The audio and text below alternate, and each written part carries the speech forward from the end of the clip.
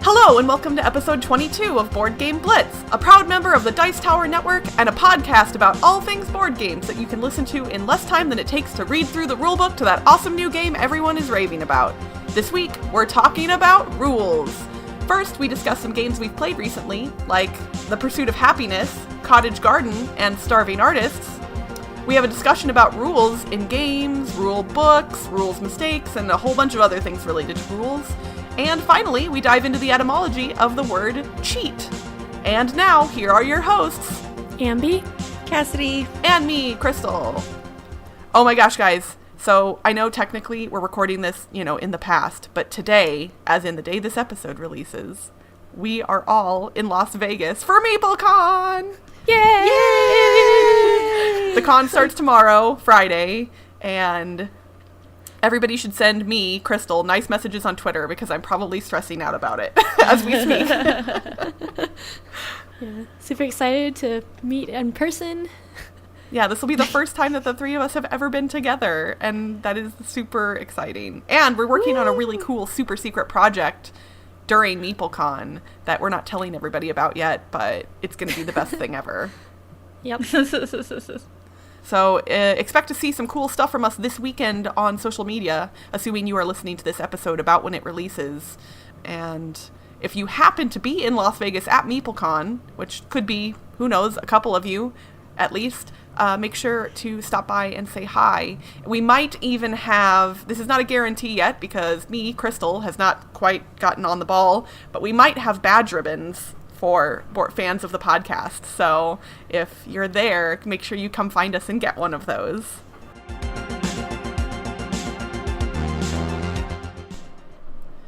I promise we're going to get to the main part of the episode in just a sec, but we have something really special to tell you first.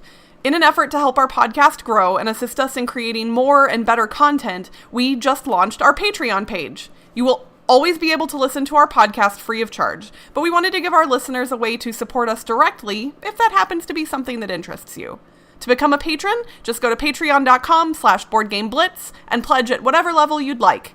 We have pledge levels starting as low as $1 per month, and we're offering some pretty cool perks to our patrons. If you choose to support us financially, we think that's amazing. But please know that even listening and sharing our content with your friends means the world to us. So thank you so much for continuing to support our show in any way you can.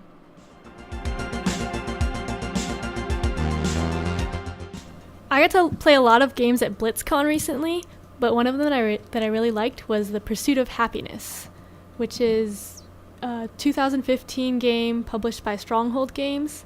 It's actually originally published by Artipia Games, but brought to America by Stronghold Games. And Crystal actually brought it and showed it to me. Woohoo! I think Crystal's mentioned it on the podcast before, but it's a really thematic action selection game where it's basically like the game of life, but more of a game. Like you actually get to decide things. Yeah, but the theme is really like the game of life. You're a person, you're getting different jobs and different relationships, and you get like different points based on what type of, or like what level of job you can get, and you have to spend different resources like knowledge, creativity, and something else in order to get your different jobs. And I was actually trying to go for this life goal of being a hoarder, which means you get a bunch of items. So I bought a bunch of items.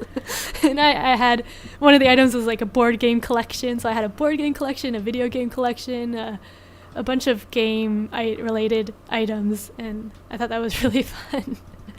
That sounds awesome. Yeah. But yeah, basically the gameplay is you have these worker pawns, and you can do so many hours of work a day. I think each pawn is like an hour, and then you have to go to different locations in order to do the things. But if you do the same thing twice, like if you try to get 2 items, then it costs you stress. So you have to like balance out what you're doing, and you don't want to get too stressed because basically the game ends by everyone dying, and you die if you have a lot of stress, which I also think is kind of thematic.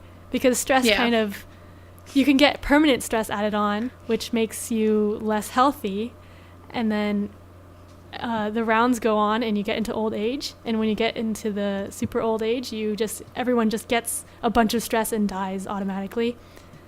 So the timing for the game, like, everyone does die at the end of the game. Like, that's how the game ends, and once you hit the later rounds, the stress that gets added automatically usually will cause everyone to die, like, within the course of 1 or 2 rounds. Yeah, when we played, we all died in the same round. Oh my gosh. It's pretty common for that to happen because it's difficult to reduce your permanent stress level within the game.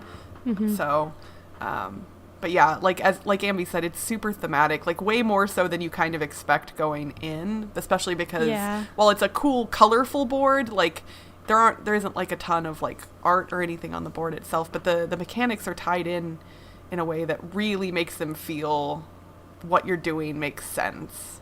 Yeah. And each card you get also kind of makes sense. Like the board game collection gave you creativity and like happiness or something, which kind of makes sense, I think.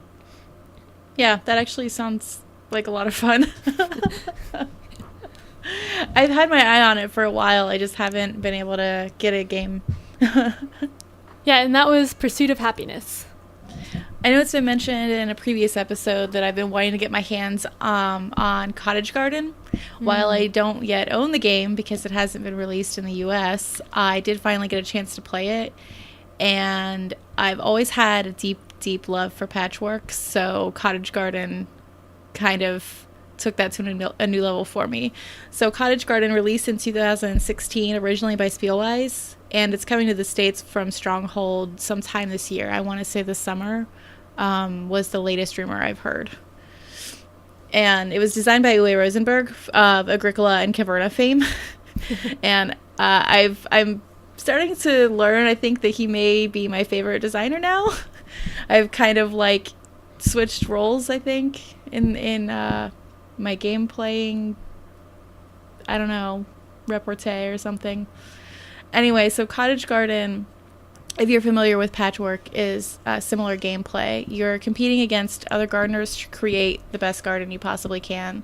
Your garden will have 2 plots, which will start with some orange and blue pots, which are your points at the end of the game.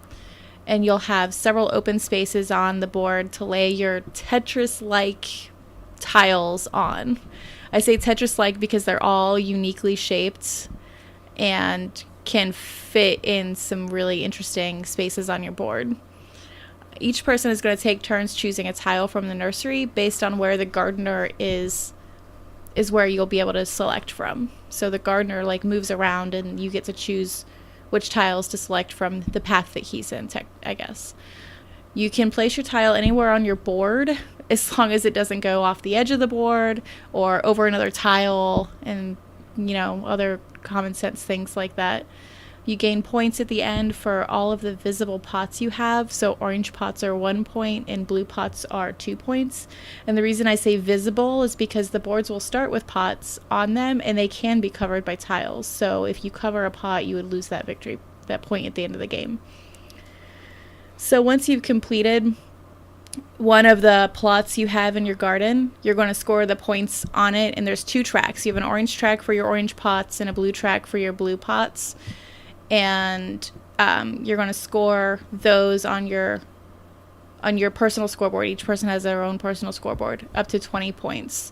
And the reason it stops at 20 points is because when you complete your next plot, you can actually use different markers to go up that path. So you can get to 20 and then start a new one and go up to 20 on another one, or get up to 15 on one and go up to 10 on another. So you're not using just one victory point marker. You have 6 total, 3 orange and 3 blue. It's a really neat way to score, I think. It was really interesting. So the game ends during the 6th round. And I say during the 6th round because you want to finish as soon as you can in that round. Each turn you have to take in the 6th round, you're going to lose 2 of your victory points. So you want to end as quickly as you possibly can. By ending, I mean you want to complete your garden as quickly as you possibly can. The only other thing is you'll always have 2 garden plots. So once you complete one, you get a new one. And at the beginning of the 6th round, if one of your plots has 2 or fewer tiles on it, it just goes away. You don't get negative points for it, and then you only have to work on completing one of your garden plots. And that's Cottage Garden. Again, it should be releasing sometime this year in the US. It released 2016, I believe, during Essen by Spielwise. How many players have you played with? I played with 4. Oh, okay. Because I played with 4, and I thought the downtime was it was a little high. I think it all depends on the people you're playing with and how and how if they actually look in advance to see what they're going to have available to choose from. But yeah, I can see some serious downtime in that game. I think with 2 players, just like patchwork, it would be pretty quick. Yeah, that's what I'm kind of interested in trying the solo game, actually. Oh, I didn't know there was a solo. Yeah, it's 1 to 4, so there's definitely a solo option for it. Cool. Yeah, so I'll be buying that as soon as I can. Anyone who follows me specifically on Twitter or Facebook or has been seeing my screenshots of my recently played games will know that I've been playing a lot of Starving Artists, which is a game that just released in 2017. It was originally on Kickstarter in 2016, and it is from Fairway 3 Games. And in Starving Artists, everyone is a starving artist working to complete paintings to keep themselves fed and to earn victory points to try and win the game. Every round, everyone's nutrition level drops, and the highest it can ever go is 5, so you kind of always feel that pressure of, oh my gosh, I'm about to starve throughout the entire game, which is interesting. Players get to purchase paintings from the market and then acquire paint cubes via working, and then they paint those cubes onto the paintings in front of them, and once they complete paintings, they get to up their nutrition level and get more paint. So it's kind of a nice little engine. You complete a painting to get more paint, to complete another painting to get more paint, etc., etc.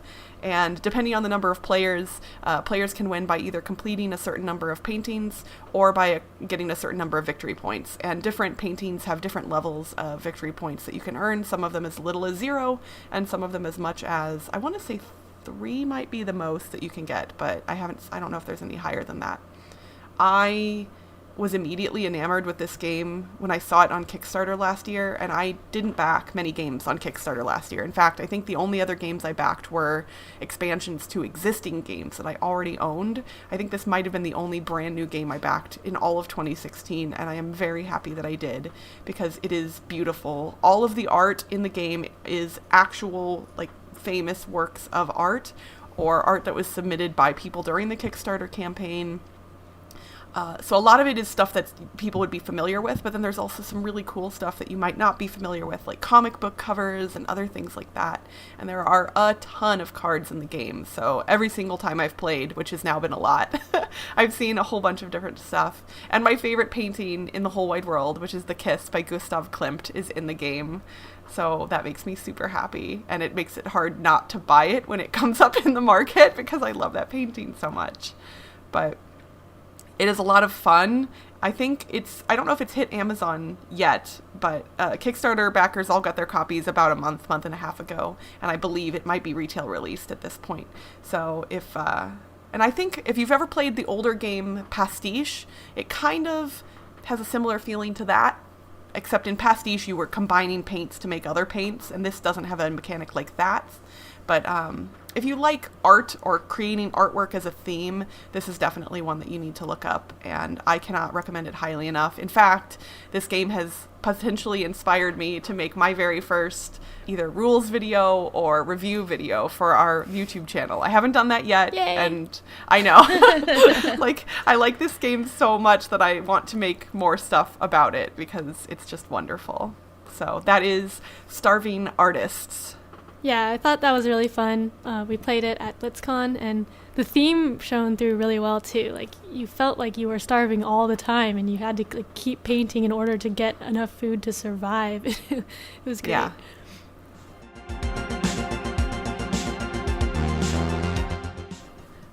So, kind of inspired by a poll that we put up on Twitter not too long ago, we wanted to talk this week about rules and all things related to rules and rule books and what happens when you mess up the rules and everything else, because obviously the board games we play have structure only because they have rule sets, and I think we've found, at least, well, me personally, that it's kind of easy to get them wrong sometimes.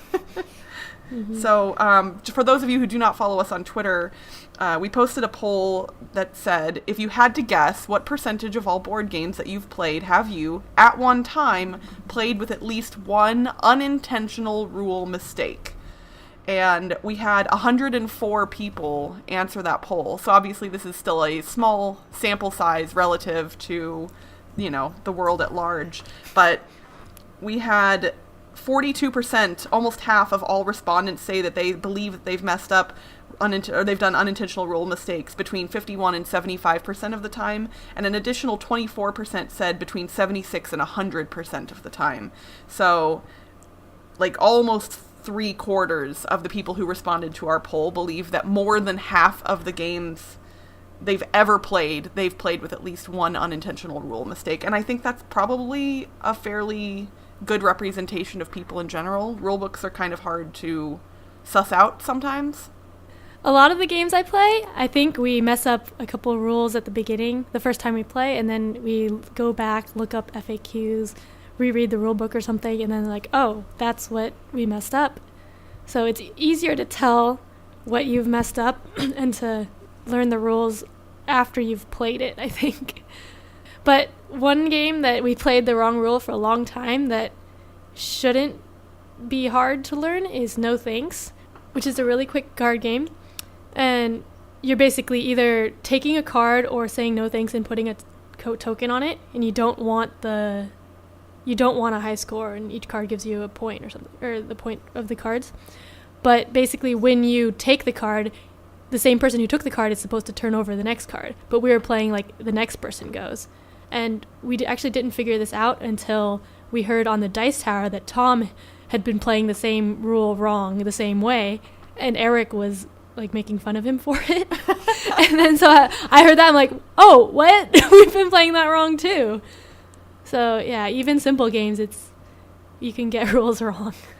I honestly think it's easier to misinterpret rules in what appears to be a simpler game, because you're not looking as deep into the rules as you would for something that is going to be deep. Yeah, and I guess you won't be rereading the rulebook after the first play because you assume that was it, right? Yeah. That's definitely a problem I have, because my favorite way to learn a game is to have somebody else teach it to me rather than reading the rulebook. So I have run into the problem in the past where I'll be introduced to a game by someone else. I'll like it and either purchase it or play it again later, and then I'll begin teaching it. But I've found that I've taught games without ever having read the rule book before myself, technically. Wow. Obviously, I'll glance at it and I'll use it as a reference, but usually once I've been taught a game, I think I somehow feel like I'm all of a sudden a magical expert on it, which is not the case. And I learned this very clearly recently, and the reason I put up the Twitter poll on our Twitter account was because at BlitzCon, I played at least three games with the wrong rules. And admittedly, and so Order of the Gilded Compass, which I think I've talked about before on the show, but I know I've mentioned at least, we were playing with a rule wrong that changed things pretty significantly. Starving Artists, we were kind of playing wrong because we were instead of doing one action in the morning and one action in the afternoon, we were doing all of our actions all at once. But luckily, the designer is super friendly and wonderful on Twitter and helped me figure out what I was doing wrong. And then we played an epic game of Battlestar Galactica, which admittedly, we used all 3 expansions for that. So this was definitely not a case of simplicity getting in the way. We had a ton of stuff going on, and we missed one rule throughout the entire game that was it was a pretty big hindrance to the Cylons. Sorry, Ambie. And then toward the end of the game, one of the players made a mistake. They forgot something that they weren't allowed to do, and they did it anyway. Not maliciously, but just, we all kind of forget that stuff sometimes. And that kind of threw things into chaos because we had already taken a couple more turns past theirs, and it was too difficult to rewind back to the spot where we were at. But luckily, the game as a whole was so epic and amazing that, even the mistakes didn't really ruin the experience for us. Yeah. Oh, I have a fun Netrunner story about rules. I had picked up Netrunner to play with the boyfriend, and I was sitting down and reading the rules and watching how to play videos and doing all this stuff because I have to be able to teach him the game because otherwise it's just not going to get played. So after I did all that, I actually played with a friend of mine who has played the game a handful of times, knew the rules better than I did and everything like that. And we're playing. And we get halfway through the game, and I'm like, shouldn't it be like this instead of like that? He's like, no, it's totally like this. So then, 2 days later, he reread the rules, and he's like, yeah, you should have won that game. I was like, dang it. Wow. Needless to say, my boyfriend and I have still not played Netrunner. And that was 2 years ago, maybe? Oh. We should put up a countdown. Netrunner Watch 2017. It's getting traded away, so it doesn't even matter at this point. Womp womp. Sorry, Netrunner. Kingdom Builder is one of the more simple games that I love. It's in my top 10 games of all time currently still, and a lot of the first times I played that game, we played with a scoring rule wrong. I don't know how it's what's baffling to me is how you mess up some rules. So in Kingdom Builder, when you place settlements next to castles, for each castle you have settlements next to, you get 3 points at the end of the game. But somehow when we played it originally, which again, now this one was me, I think that I used the rulebook originally, so this is all me. Nobody else caused this one. We were playing with each settlement next to a castle got you 3 points. So toward the beginning of games, in our early playthroughs, people were clamoring to put as many settlements around each castle as they could. Now, so admittedly, it was a fair scoring thing, so everybody had the same opportunities technically, but it made a big difference points-wise. So I don't know. I don't understand sometimes how I mess up stuff like that, but it's kind of shaken me to the core as a gamer that I'm hello, my name is Crystal, and I'm bad at interpreting rule books. Well, sometimes it's not entirely your fault because the rule book could be bad. For example, Pret-a-Porter is a game by Portal Games, and when I first played that, I tweeted out that I was playing it to Ignacy, and then he replied saying, I hope you're not learning from the rule book, because the rule book is so terrible. Oh my goodness. So, yeah. Yeah, that's a good point. There are some poorly written rulebooks, and even not necessarily poorly written, but poorly structured or hard to reference. Mm-hmm. So even if all the rules are technically there, if they aren't laid out in the right order or in an easy to reference fashion, I think that can make for more rules mistakes to be possible. Yeah, and when it comes to board layouts, when things have to be laid out a certain way, if you don't have a picture of how it should be laid out, then you've done something seriously wrong. Illustrations. So I have to read written rules to lay out a board. Great. And also, I like when rulebooks include an example turn with illustrations. Here's what Sally did, and there's what Tommy did, and this is what happens, and this is what it looks like when they do those things. And obviously, sometimes space is a consideration, and there isn't enough room for that. But board game publishers, if you do not have a dedicated copy editor on staff who is not just good at copy editing, but is also good at playing board games and understanding them, you need to get on that. I've actually considered messaging publishers since I was an English major and I'm a writer and editor by trade. I've thought about looking into seeing if people needed rules book editors, even though that's something I've never technically done. But now that I've proclaimed myself to be bad at rule books, I've probably ruined all of my chances. But I think that actually maybe would be in my favor because I don't know if the reason I'm bad at rulebooks is because they're bad or I'm bad at it, but maybe I could theoretically come at it from a different perspective and say, this doesn't make sense in my brain. So, if y'all looking for a rules book editor, hit me up.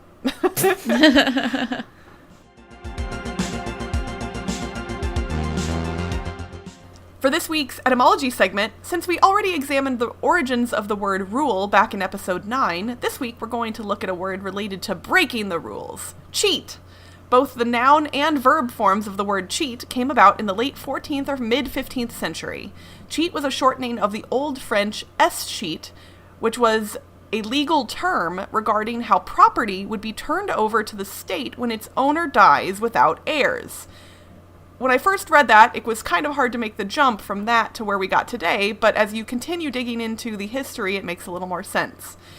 So that word was the past participle of eschoir, meaning happen, befall, occur, take place, fall due, or lapse in the legal sense. That word stemmed from the late Latin escardere, meaning fall away or fall out. So here's where the connection comes into place. Apparently, the royal officers of old weren't always the most upstanding people.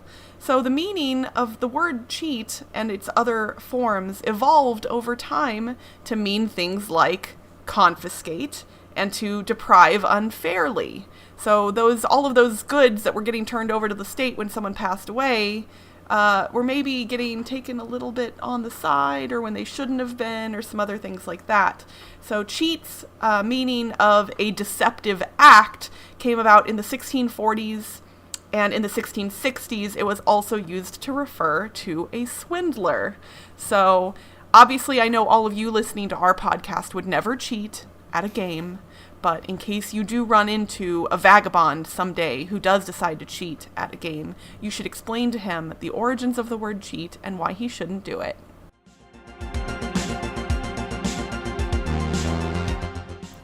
Just a reminder, there are only a few days left to enter the contest we announced in our last episode. The contest closes at 11:59 p.m. Pacific Time on Sunday, March 19th, so make sure to get your entries in ASAP to have the chance to win a copy of Ghost Blitz or Ghost Blitz 2. Woohoo! Yay! And that's it for this week's Board Game Blitz. Visit our website, boardgameblitz.com, to get links to all our social media pages, including our Facebook, Twitter, Instagram, and Board Game Geek Guild. Our theme song was composed by Andrew Morrow, technical support provided by Toby Mao. Board Game Blitz is a proud member of the Dice Tower Network. Check out all of their shows in the network by visiting dicetowernetwork.com. Have suggestions for the show or just want to say hi? Shoot us an email at boardgameblitz@gmail.com. Until next time, welcome to Blitz Club. The first rule of Blitz Club is you tell everyone about Blitz Club. The second rule of Blitz Club is, seriously, you tell everyone about Blitz Club. Bye, everyone. Bye! Bye, everyone!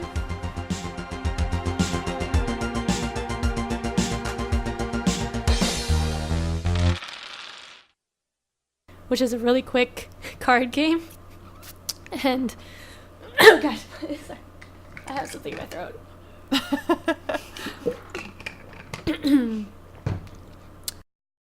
And that's it for this week's episode of Board Game Blitz. Visit our website, boardgameblitz.com. Oh, shit, hold on. Oh, no, never mind. It is in there. I shouldn't have stopped you. I'm sorry. I got paranoid. I'm sorry. I got paranoid that I didn't have the Dice Tower Network stuff in there, but I do. It's there. I'm sorry. All right, start over. And that's it for this week's Board Game... Let's try again. That's a blooper-worthy one right there. I think we have a few bloopers. This is the Board Game Blitz crew making weird noises. Take 1 billion. Okay. Hold on, I gotta calm down now.